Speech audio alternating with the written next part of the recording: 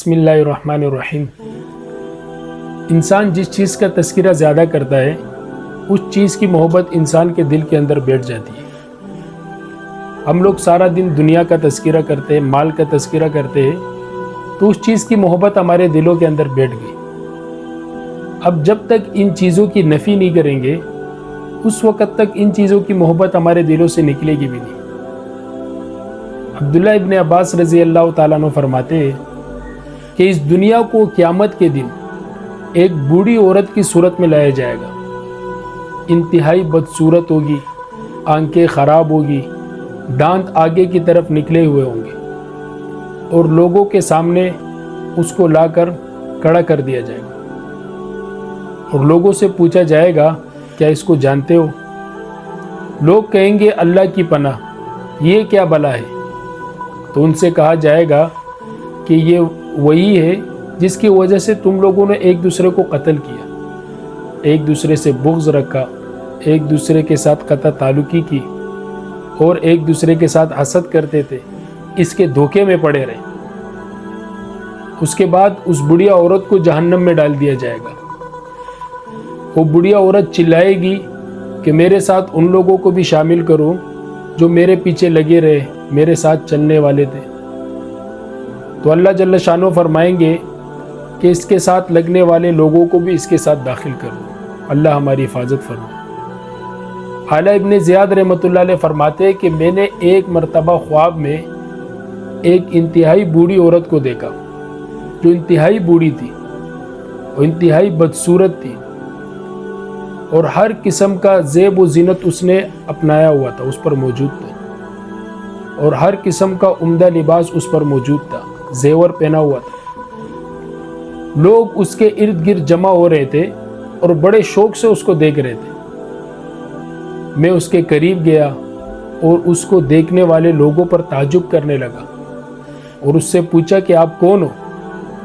اس بڑھیا عورت نے کہا کہ آپ مجھے نہیں جانتے؟ میں نے کہا نہیں جانتا۔ کہا کہ میں دنیا ہوں۔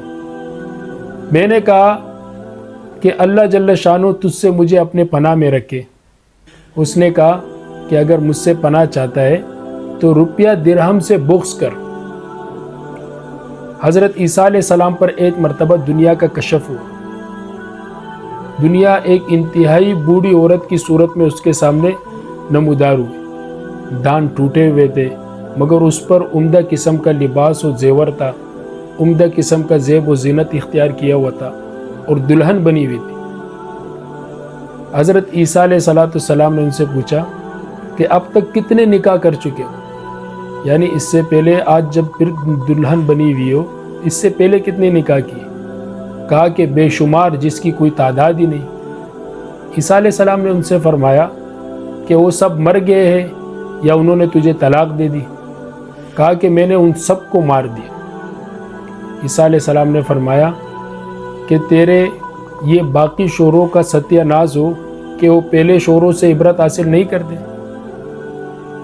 یونس بن عنید رحمۃ اللہ علیہ بڑے بزرگوں میں فرماتے ہیں کہ میں نے اپنے دل کو دنیا کی مثال سمجھائی کہ دنیا کی مثال اس شخص کی ہے کہ جو شخص سو رہا ہے اور خواب میں اچھی و بری باتیں دیکھتا ہے، اور ایک دم سے اس کی آنکھ کھل گئی اور خواب ختم ہوا۔ اسی طریقے سے جو دنیا ہے، دنیا کی مثال بھی ایسی ہے کہ ہم لوگ خواب دیکھ رہے ہیں اور موت کے ساتھ یہ حقیقی آنکھیں ہماری کھل جائیں گی۔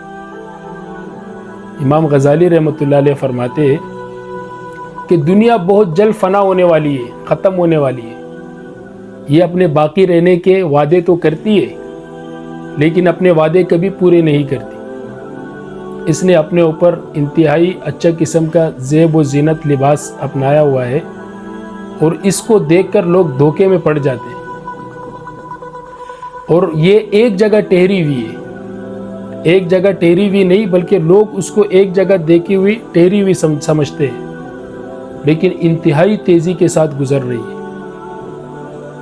آپ صلی اللہ علیہ وسلم نے فرمایا کہ جب مسلمان شخص لا الہ الا اللہ کی گواہی دے تو یہ اللہ جل شانہ کی ناراضگی سے بندے کو محفوظ کرتا ہے کہ جب تک دنیا کی تجارت کو آخرت کی تجارت پر ترجیح نہ دے۔ یعنی جب انسان دنیا کی تجارت کو آخرت کی تجارت پر ترجیح دے دے اور پھر لا الہ الا اللہ کی گواہی دے تو یہ کلمہ اس پر لوٹا دیا جاتا ہے کہ تو جھوٹ کہتا ہے، یعنی محض زبانی اقرار ہے۔ ایک حدیث میں آئے آپ صلی اللہ علیہ وسلم نے فرمایا کہ جب بندہ وحدہ لا شریک لہو لا الہ الا اللہ وحدہ لا شریک لہو کی گواہی کے ساتھ اللہ جل شانہ سے ملتا ہے، سیدھا جنت میں داخل ہوتا ہے، جب تک کہ اس کے ساتھ دوسری چیزوں کو خلط ملط نہ کرے۔ 3 مرتبہ آپ صلی اللہ علیہ وسلم نے یہ فرمایا۔ مجمع میں سے ایک صحابی نے عرض کیا، اے اللہ کے رسول صلی اللہ علیہ وسلم، دوسری چیز کے خلط کرنے کا کیا مطلب ہے؟ آپ صلی اللہ علیہ وسلم نے فرمایا کہ دنیا سے محبت، دنیا کو ترجیح دینا، دنیا کے لیے مال کا جمع کرنا، دنیا کی چیزوں سے خوش ہونا اور متکبر لوگوں سے عمل کرنا۔ آپ صلی اللہ علیہ وسلم نے فرمایا، دنیا اس کا گھر ہے جس کا آخرت میں کوئی گھر نہیں، دنیا اس کا مال ہے جس کا آخرت میں کوئی مال نہیں، اور دنیا کے لیے تو وہ جمع کرتا ہے جس میں ذرا بھی عقل نہیں۔ آپ صلی اللہ علیہ وسلم نے فرمایا کہ دنیا ملعون ہے اور جو کچھ اس میں ہے وہ بھی ملعون ہے، بجز اس کے جو کہ حق تعالی شانہ کے لیے۔ ارفجہ ثقفی رحمۃ اللہ علیہ فرماتے کہ ہم نے حضرت عبداللہ ابن مسعود رضی اللہ تعالیٰ عنہ سے سبح اسم ربک الاعلی سورت پڑھنے کی درخواست کی۔ حضرت عبداللہ ابن مسعود رضی اللہ تعالیٰ عنہ نے تلاوت شروع کی، اور جب اس آیات پر پہنچے، بل تؤثرون الحیات الدنیا والآخرۃ خیر وابقی، کہ دنیا کیا ہے، یہ بہتر نہیں، آخرت بہتر ہے، مگر تم تو دنیائی زندگی کو ترجیح دیتے ہو۔ تو عبداللہ ابن مسعود رضی اللہ تعالیٰ عنہ نے تلاوت بند کی اور فرمایا کہ اللہ جل شانہ نے حق فرمایا، سچ فرمایا کہ ہم نے یہاں کے زیب و زینت کو دیکھا، یہاں کے کانوں کو، یہاں کی چیزوں کو دیکھا، اور آخرت کی یہ تمام چیزیں ہم پر مخفی تھیں۔ اللہ تبارک و تعالی ہمیں ان باتوں پر عمل کرنے کی توفیق عطا فرمائے۔